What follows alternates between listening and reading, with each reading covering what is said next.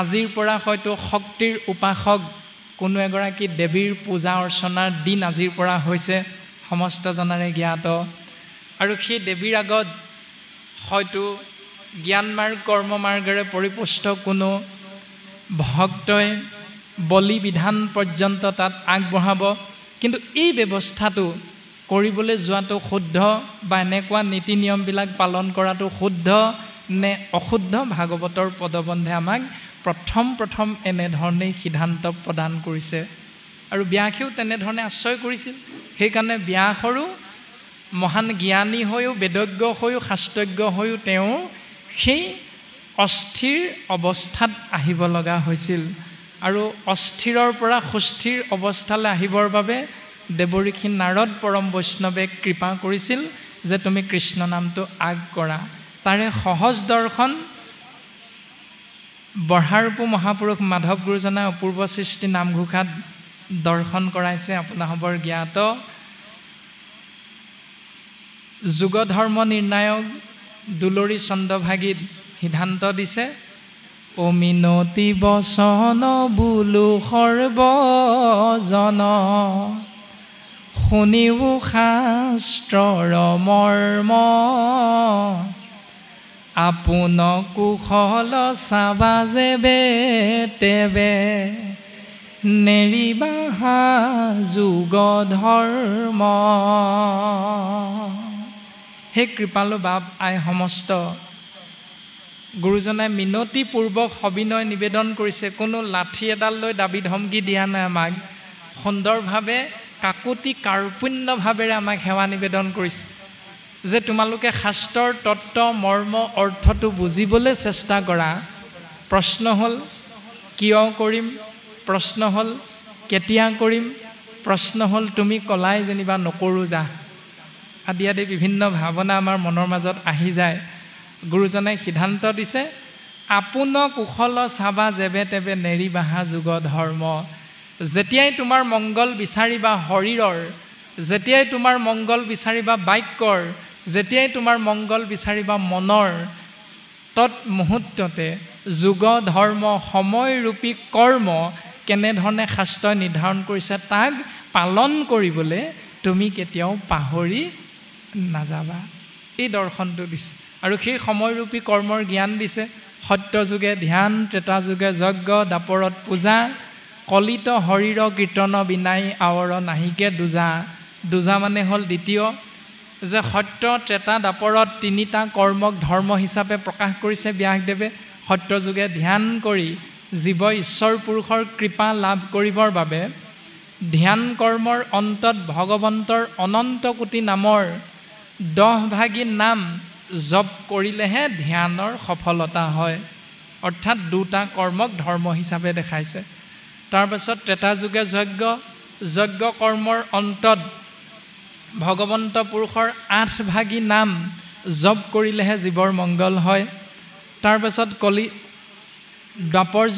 দ্বাপৰ যুগত ভগৱন্ত পুৰুষৰ কৃপা ধন্য হ'বৰ বাবে মনুষ্য নামৰ জীৱতত্বই পূজা কৰ্ম কৰিব লাগিব আৰু তাৰ পাছত ভগৱন্তৰ 12 ভাগী নাম জপ কৰিলেহে পূজাৰ সফলতাটো আহে এইটোৱে হ'ল দেৱঋষি নাৰদে ব্যাসক কোৱা কথা যে সেই ব্যাস তুমি প্ৰত্যক্ষ ৰূপত কৃষ্ণ নামটো নকলা পৰোক্ষভাৱে তুমি কৃষ্ণ নামটো কলা অৰ্থাৎ সত্য যুগে ধ্যানক আগ কৰিলা নামক পাছ কৰিলা ত্ৰেতা যুগক সত্য যুগে ধ্যান ত্ৰেতা যুগে যজ্ঞক তুমি আগ কৰিলা নামক তুমি পাছ কৰিলা দুটা কৰ্মক ধৰ্ম হিচাপে দেখালা তাৰপাছত দাপৰত পূজাক আগ কৰিলা নামক পাছ কৰিলা আৰু সেই সমস্ত দৰ্শনক নৎসাত কৰি কৃপালু শ্ৰীমন্ত শংকৰদেৱ গুৰুজনাই আমাক দৰ্শন কৰাইছে মাধৱ গুৰুজনাৰ অপূৰ্ব সৃষ্টি নামঘোষাত আমাৰ সমস্ত জনাৰে জ্ঞাত যে আদি সত্য যুগে শুদ্ধ ধৰ্ম আছিল একমাত্ৰ হৰি নাম দেৱ হবে গুপ্ত কৰিলে কৰি কপদ চল কপট কৰি দেৱতাসকলে লুপ্ত কৰা সেই গোবিন্দ মহাপ্ৰভু কৃষ্ণ গোসাঁইৰ নিৰ্গুণ নাম গুৰু ৰূপে শংকৰ নাম লৈ ভগৱন্ত পুৰুষে কলিৰ মলমতি মনুষ্য আমি তেওঁৰে সন্তান স্বৰূপ জীৱক উদ্ধাৰৰ বাবে নাম বস্তু পুনৰ প্ৰকাশ কৰিলে নামক আগ কৰি সমস্ত কৰ্ম মাৰ্গ আৰু জ্ঞান মাৰ্গ ৰূপী ধৰ্মক পাছলৈ ঠেলি দিছে। আৰু আমাৰ পৰম সৌভাগ্য সেইজনা কৃপালু শ্ৰীমন্ত শংকৰদেৱ এজন সৎগুৰুৰ ছত্ৰছায়া অসম মুলুকৰ আমি সমস্ত জনা জাতি ধৰ্ম বৰ্ণ ভাষা নিৰ্বিশেষে শিক্ষিত অশিক্ষিত আমি সমস্ত জনাই তেৰাৰ ছত্ৰছায়া লাভ কৰিছোঁ কীৰ্তন দশম ঘোষা ৰত্নাৱলীৰ মাধ্যমেৰে। অসম মুলুকত সাম্প্ৰতিক সময়ত যিমান পূজা হৈ থাকে, গণেশ পূজাকে ধৰি দুৰ্গা পূজাকে ধৰি শিৱৰাত্ৰিকে ধৰি যিমান কমিটিয়ে উদযাপন কৰে নিয়মবিলাক, কোনো এখন কমিটিয়ে ছ'চিয়েল মিডিয়াত এবাৰো নক'লে যে আমাৰ পূজাভাগীৰ বাবে অসম মুলুকৰ সমূহ বাপাইক বা ভক্তক আমি আমন্ত্ৰণ জনাইছোঁ আমাৰ পূজাস্থলীলৈ। কোনোবা এদিনা কোৱা শুনিছেনে? ক'ৰবাত কোৱা শুনিছেনে আপোনালোকে? আমি কিন্তু নাই শুনা। তৎসত্ত্বেও আমাৰ অসমীয়া মানুহৰ এটা স্বভাৱ আছে, নিমন্ত্ৰণ নকৰিলে মানে নিমন্ত্ৰণী পত্ৰখন নাপালে মানে ফোন যোগে সেইজনক দুষাৰ কৈ দিওঁ, বোলে হয় কি আমাকনো কিহত বেয়া পালা, আমাক যে নিমন্ত্ৰণ নকৰিলা ঘৰৰ কৰ্ম ভাগিলে অনুষ্ঠান ভাগিলে, কিন্তু নিমন্ত্ৰণ কৰিলে যাবলৈ সময় নাই। অথচ সেইসকল ভকতে আমি কি কৰোঁ, পূজাস্থলীলৈ কোনো দিন নিমন্ত্ৰণ নকৰা স্বত্তেও আপুনি মই আজিৰ পৰা এমাহমানৰ আগতে তালিকা বনাই থৈছোঁ, ষষ্ঠী দিনা ক'লৈ যাম, সপ্তমী দিনা ক'লৈ যাম, অষ্টমী দিনা ক'ত ফুৰিম, নৱমী দিনা ল'ৰাটোক লৈ ক'লৈ যাম, দশমী দিনা ক'ত পূজা চামগৈ। এয়াই হ'ল আমাৰ অসমীয়া। অ মানে অকামিলা, স মানে সৰুপা, মিয়া মানে মিছলীয়া। অসমীয়া শব্দৰ অৰ্থ হ'ল অকামিলা, সৰুপা আৰু মিছলীয়া। গতিকে আমি তেনেকুৱা এখন সমাজ, তেনেকুৱা এটা জাতি, আমি যে নিমন্ত্ৰণ নকৰিলে গালি পাৰোঁ, কৰিলে আপোনাৰ মোৰ সময় নাই, আৰু য'ত নিমন্ত্ৰণ নকৰে তাত গৈ আমি হেঁচা ঠেলা কৰি থাকোঁ। সেয়াই আমাৰ স্বভাৱ। আৰু শাস্ত্ৰই কৈছে যে পৰম পুৰুষ ইষ্টদেৱ হ'ল কৃষ্ণ তত্ত্ব, সেইজনাৰ যদি চৰণ চিন্তা নকৰোঁ তেতিয়াহ'লে আমাতকৈ দুৰ্ভগীয়া দ্বিতীয় এজন নাই। আৰু তেওঁক সেৱা কৰিবৰ বাবে যিবিলাক নিয়ম আমি পালন কৰিব লাগে তাকেই কোৱা হৈছে ভাগৱত মহাধৰ্ম। ৰাম কিৰাত কছাৰী খাচী গাৰু মিৰি যৱন কংক গোৱাল অসম মুলুক ধুবাজে তুৰুক কুবাচ ম্লেচ চণ্ডাল ৰাম আনু পাপী নৰ কৃষ্ণ সেৱকৰ সংগত পবিত্ৰ হয় ভকতি লভিয়া সংসাৰ তৰিয়া বৈকুণ্ঠে সুখে চলয়। আমি জীৱাত্মা পৰমাত্মাৰ সন্তান, আৰু পৰমাত্মা থাকে বৈকুণ্ঠত স্বধাম। সেই বৈকুণ্ঠৰ পৰা আমি জীৱাত্মা এই মৰ্তধামলৈ আহিছোঁ, আৰু পুনৰ আমি স্বধাম বৈকুণ্ঠলৈ যাবৰ বাবে গুৰুজনে আমাক পথ প্ৰশস্ত কৰি থৈ গৈছে যে শুনা সভা সদস্যই নেৰিবা শাস্ত্ৰৰ নয়, হৰিগুণ ভাগৱত সাৰ সাধু সংগ অনুসৰা শ্ৰৱণ কীৰ্তন কৰা পৰিহৰা পাখণ্ড আচাৰ। কেৱল সাধুৰ সংগ আশ্ৰয় কৰা আৰু কেৱল গোবিন্দ মহাপ্ৰভু কৃষ্ণ গোসাঁইৰ নিৰ্গুণ নাম আশ্ৰয় কৰা, আৰু ইয়াৰ দ্বাৰা তুমি আত্যন্তিক সুখ লাভ কৰি বৈকুণ্ঠলৈ সুন্দৰভাৱে গতি কৰিব পাৰিবা, যাক পৰম গতি বুলি কোৱা হৈছে। আৰু তাৰ বাবে তোমাৰ জাত কি, তোমাৰ বংশ কি, তোমাৰ শিক্ষাগত অৰ্হতা কিমান, তোমাৰ উপাধি কি, তুমি কিমান ধনী, তোমাৰ বেংক বেলেঞ্চ কিমান আছে আদিবিলাক নামে বাছ বিচাৰ নকৰে। কিয়নো প্ৰথম স্কন্ধতে প্ৰকাশিত হৈছে যে নালাগে ভক্তিত দেৱ দ্বিজ ঋষি শুইব, নালাগে সম্ভৃত শাস্ত্ৰ বিস্তৰ জানিব, তপ জপ তীৰ্থব্ৰত হবে বিড়ম্বন,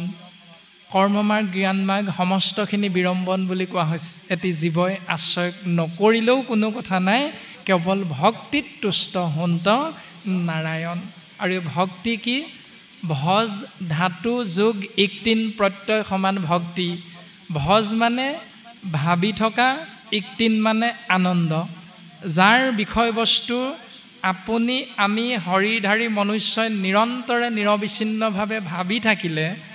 এক অনাবিল আনন্দ বা সুখ লাভ কৰিব পাৰিম তাৰ নামেই হ'ল ভক্তি আৰু সেয়াই হ'ল কেৱল কৃষহেন শব্দ ইটো পৃথিৱী বাচক ভৈল ন আনন্দত প্ৰৱৰ্তয় দুইৰো এক পদ ভৈলে পৰম ব্ৰহ্মৰূপ কৃষ্ণ নাম আনন্দক মাত্ৰ কয় সেয়াই হ'ল কৃষ্ণস্তু ভগৱান স্বয়ং আৰু তাক আশ্ৰয় কৰিবৰ বাবে গুৰুজনে আমাক আচাৰ আচৰণ ধৰ্মৰ বিষয়ে জ্ঞান প্ৰদান কৰিছে আমি কি হ'ব লাগিব নামঘোষা শাস্ত্ৰত কৈছে যে হৰি নামে হৰি নামে হৰি নামে গতি হৰি নাম ভকতৰ কেৱল ভকতি অৰ্থাৎ আমি সমাজ বিশেষে যদি শৰণ ভজন ব্যৱস্থাৰ মাধ্যমেৰে কৃষ্ণস্তু ভগৱন্তৰ একান্ত সেৱক ৰূপী ভকতৰ হাৰিলে নিজকে লৈ যাবলৈ চেষ্টা কৰিছোঁ প্ৰয়াস কৰিছোঁ তেতিয়াহ'লে আমাৰ কৰ্ম আমাৰ ধৰ্ম আমাৰ চিন্তা আমাৰ ভাৱনা মাত্ৰ এটাই সেইটো হ'ল হৰিনামে হৰিনামে হৰিনামে গতি কেৱল হৰিনামে জীৱক গতি দিব এইটো ভাৱনাত থাকিব লাগিব হৰিনাম ভকতৰ কেৱল ভকতি আমাৰ চিন্তা ভাৱনা হ'ব কেৱল ভক্তি অৰ্থাৎ কৃষ্ণস্তু ভগৱন্তৰ নাম এতিয়া প্ৰত্যেকেই আমি এনেকৈ ঘোষা আশ্ৰয় কৰোঁ ভাগৱতৰ পদ আশ্ৰয় কৰোঁ কীৰ্তন দশম ঘোষা ৰত্নাৱলীৰ পদ ছবি দুলৰি লেছাৰী আমি প্ৰত্যেকৰে কণ্ঠাগত কিন্তু পালন আমি কিমানজনে কৰোঁ এইটো কিন্তু আমি প্ৰত্যেকে নিজে নিজেহে বুজি পাম এইটো হ'ল আচাৰ ধৰ্ম যে আমি কেনেকৈ পালন কৰোঁ সেইটো আমাৰ প্ৰত্যেকৰে নিজৰ নিজৰ দৰ্শন ভাগৱতে আমাক সিদ্ধান্ত দিছে মংগলাচৰণ অৰ্থাৎ মংগল যোগ আচৰণ সমান মংগলাচৰণ যদি আমি মংগল বিচাৰোঁ তেতিয়াই আমি আচৰণটো তেনেধৰণে কৰিব লাগিব যেনেধৰণে শাস্ত্ৰই আমাক সিদ্ধান্ত দিছে নামঘোষা শাস্ত্ৰত মাধৱ গুৰুজনাই সেই তত্ত্বটো আমাক প্ৰদান কৰিছে যে ভাৰত পুৰাণ আদি যত প্ৰকাশ কৰয় নানা মত যত মহাজন খবৰ সভা মধ্যত মহাভাৰত ৰামায়ণ আদিকে ধৰি 4 বেদ 14 শাস্ত্ৰ 17 ভাগী পুৰাণত যি নীতি নিয়ম কৰ্মক প্ৰকাশ কৰিছে আৰু যাক আমি সমস্ত জনা কলিৰ মলমতি মনুষ্য সমাজ বিশেষে আমি পালন কৰি থাকোঁ প্ৰত্যেক সমাজৰে নীতি নিয়ম বেলেগ বেলেগ কৰ্ম হিচাপে যেনেকৈ বুজিছোঁ আমি প্ৰত্যেকে আশ্ৰয় কৰোঁ সমাজ পৰিচালনা কৰোঁ প্ৰত্যেকে কিন্তু আমাক জ্ঞান প্ৰদান কৰিলে কেনেকৈ যে ভাৰত পুৰাণ আদি যত প্ৰকাশ কৰে নানা মত এই সমস্ততে জীৱৰ মংগলৰ বাবে বিভিন্ন নিয়ম কৰ্ম ধৰ্ম হিচাপে প্ৰকাশ কৰিছে হয়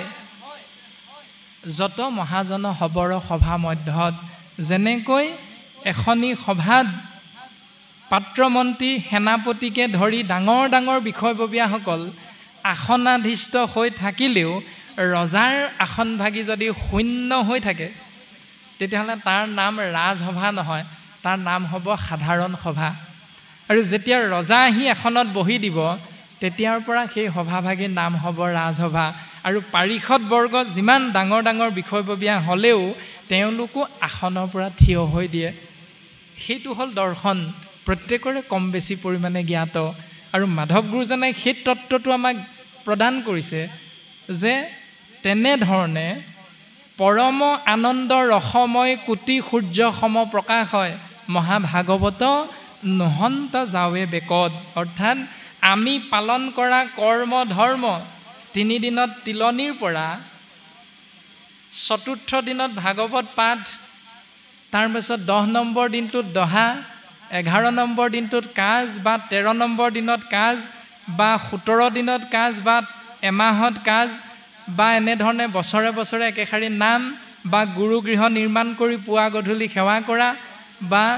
সন্তানটিৰ জন্মবাৰ্ষিকী যাক ইংৰাজীত বাৰ্থডে বুলি কোৱা হয়, বা বংশ পৰিয়াল ইষ্ট মিত্ৰ কুটুম্ব ককাই ভাইৰ কোনো এজন সংগী এই সংসাৰৰ পৰা গুচি গ'লে তেওঁৰ হৈ বংশ পৰিয়ালে কেনেধৰণে নীতি নিয়ম কৰিব লাগিব, সমস্তখিনি কৰ্ম ধৰ্মৰ বিষয়বস্তুৰ জ্ঞান ভাগৱতে যেতিয়ালৈকে আমাক শুদ্ধ বুলি নক'ব তেতিয়ালৈকে আমি তাক শুদ্ধ বুলি কেতিয়াও ক'ব নোৱাৰোঁ। বাকী পুৰাণে আমাক কৈছে নীতি নিয়ম, কিন্তু সেইটো শুদ্ধ নে অশুদ্ধ, পৰম আনন্দৰ ৰসময়, পৰম আনন্দ ৰসযুক্ত কোটি কোটি সূৰ্য সমান পোহৰ দিয়া ভাগৱতৰ পদবন্ধে যদি আমাক কৈছে তোমালোকে পালন কৰা নিয়মটো ভুল, তেতিয়াহ'লে আপুনি মই হাজাৰবাৰ মাইকত চিঞৰি থাকিলেও সেইটো কেতিয়াও শুদ্ধ হৈ নাযায়। ৰাম হোমে দেৱৰী নখোজে তৰ্পণেৰি ক্ষীৰ, বলিদানে ভূত শ্ৰাদ্ধ আদিয়ে পিতৃৰ, সমভাৱে সুহৃদ জনৰ খোজে ঋণ। সমভাৱে সুহৃদসকলৰ ধাৰৰ পৰা মুক্ত হৈ থাকিব পাৰি, কিন্তু গুৰুজনাই কৈছে এহি ভাৱে ঋণী সদা ভকতি বিহীন। এই পাঁচটা ধাৰৰ পৰা মুক্ত হৈ থাকিবলৈ পাঁচটা কৰ্ম ধৰ্ম হিচাপে যজ্ঞ ৰূপত আশ্ৰয় কৰিলেও যদি তুমি প্ৰকৃততে শাস্ত্ৰসন্মতে ভক্তিক আশ্ৰয় কৰা নাই, তেতিয়াহ'লে পাঁচটা যজ্ঞ কৰ্ম কৰা নকৰা একেটাই কথা। এতিয়া কৰোঁ নকৰোঁ সেইটো আপোনাৰ আমাৰ প্ৰত্যেকৰে নিজৰ নিজৰ চিন্তা। এতিয়া কৰিম নে নকৰিম। হোম যজ্ঞ কৰোঁ, আহোম সম্প্ৰদায় প্ৰায় হোম যজ্ঞ চকলং পথাৰে আমি আমাৰ গৃহস্থী ধৰ্ম পালনত সন্তানক বিবাহৰ কৰ্মটো পালন কৰোঁ। তাৰ পাছত পিতৃ মাতৃ পৰলোকগামী হ'লে অস্থি আমি গংগা যমুনা বা ওচৰতে থকা ব্ৰহ্মপুত্ৰত আমি অস্থি উটাই থৈ আহোঁ সেইটো। তাৰ পাছতে বলিদান প্ৰক্ৰিয়াৰে এতিয়া যিটো শক্তি উপাসক দুৰ্গা পূজা হৈছে, ইয়াত জন্মগত জাতিগত হিচাপে যিসকলে শক্তি উপাসনা কৰে তেওঁলোকে দশমী দিনা বা এনেধৰণে 4 দিনত নিৰ্দিষ্ট নিৰ্দিষ্ট এটি জীৱতত্ত্বক হৰিধাৰী জীৱতত্ত্বক তেওঁলোকে সেই ইষ্ট দেৱতাৰ আগত বলি ৰূপত অৰ্পণ কৰিব, তেওঁলোকক বধ কৰিব, সেই ইষ্টদেৱৰ সন্তুষ্টিৰ অৰ্থে নিজৰ মংগল কামনা কৰি এনেধৰণে। তাৰ পাছত কোনো সম্প্ৰদায়ৰ লোকে নিৰ্দিষ্ট সময়ত এবছৰৰ মূৰত কেতিয়াবা বাৰ্ষিক কৰ্ম কৰে, সেই বাৰ্ষিক কৰ্মত এটা কুকুৰা বলি দিয়া নিয়ম আছে নিজৰ ধৰ্ম অনুসাৰে, জাতিগত ধৰ্ম অনুসাৰে। এনেধৰণে আমি যিবিলাক কৰ্ম কৰোঁ সেইবিলাক স্বাভাৱিক অৰ্থত বলিদান বুলি কোৱা হয়। তাৰ পাছত শ্ৰাদ্ধ পিণ্ডৰ জৰিয়তে পিতৃ মাতৃ ধাৰৰ পৰা মুক্ত হোৱা যায়। তাৰ পাছত সমভাৱাপন্ন হৈ আমি বংশ পৰিয়াল ককাই ভাইৰ লগত থকা ধাৰৰ পৰা মুক্ত হ'ব পাৰোঁ। এতিয়া ককাই ভাইৰ লগত ধাৰ কেনেকৈ লাগে, আমি কাৰোবাক সম্পৰ্কীয় হিচাপে বৰমা বৰদেউতা খুৰা খুৰী ভতিজা আদি সম্পৰ্কত এটি সন্তানক যেতিয়া কোলাই পাচিয়ে লৈ আমি ডাঙৰ দীঘল কৰোঁ, মৰম কৰোঁ, সেই মৰমৰ ধাৰ আমি কেনেকৈ খুজিব লাগিব যে বৰদেউতাকক বা বৰমাকক যেনেধৰণে মাতৃৰ আসনখনত আমি সন্মান কৰিব লাগে তেনেধৰণে সন্মান কৰিব লাগিব। আমি ডাঙৰ হ'লেও, বয়সত ডাঙৰ হ'লেও কিন্তু বৰদেউতাতকৈ আমি কেতিয়াও ডাঙৰ হ'ব নোৱাৰোঁ। যিমান জ্ঞান লাভ কৰিলেও ডাবুল MA হ'লেও বৰদেউতাক নপঢ়া নুশুনা হ'লেও কিন্তু সদায় তেওঁ আমাৰ সন্মানৰ পাত্ৰ। কিন্তু তাকে যদি নকৰি আমি বোলে তুমিনো কি পঢ়িলা, আমিতো ডাবুল MA এনেধৰণে কৈ শিক্ষাগত অৰ্হতাৰে অহংকাৰী হৈ আমি যদি গুৰু গোসাঁই নেমানো তেতিয়াহ'লে ইষ্ট মিত্ৰ কুটুম্বৰ ধাৰ তেনেকৈ থাকি যাব। যি আমি শিক্ষাগত অৰ্হতাৰে শিক্ষক হিচাপে বৃত্তি পালন কৰিলোঁ বা ডাক্তৰ ইঞ্জিনিয়াৰ হিচাপে নিজকে গঢ় দিলোঁ, সেই গঢ় দিয়াৰ লগে লগে আপোনাক মোক ডাঙৰ দীঘল কৰা কোলাই পাচিয়ে তুলি মৰম স্নেহ কৰি আমাৰ খুৰা খুৰীৰ সন্তানজন যেতিয়া ডাঙৰ হ'ব তেতিয়া আমি সেই সন্তানক অন্তত আমি লোৱা শিক্ষাখিনি তেওঁলোকক দিব লাগিব, তাকো বিনামূল্যে বিনা পইচাত। যদি আমি তাকে নকৰি আমিও বোলে এনেকৈ পইচা লৈ লৈ টিউশ্যন কৰিছিলোঁ, গতিকে তই মোক টিউশ্যনৰ বাবদ ফিজ দিব লাগিব। এই যিবিলাক চিন্তা আমি কৰোঁ, এইবিলাক নকৰি বাস্তৱসন্মত পৃথিৱীখনত আমি সমভাৱাপন্ন হৈ সকলোকে যদি আমি ঈশ্বৰৰ সন্তানস্বৰূপ ভাৱাপন্ন হৈ সংসাৰত মৰম স্নেহ ভাতৃত্ববোধেৰে আমি সংসাৰত জীৱন যাপন কৰিবলৈ চেষ্টা কৰোঁ, তেতিয়াহ'লে সেইটো ব্যৱস্থাৰ পৰা আমি খন্তেকৰ বাবে ধাৰৰ পৰা মুক্ত হৈ থাকিব পাৰিম। কিন্তু শাস্ত্ৰই কৈছে এহিভাৱে ঋণী সদা ভকতিবিহীন, এনেকৈ ভক্তিক আশ্ৰয় নকৰিলে কিন্তু তুমি সদায় ঋণী হৈ থাকিবা।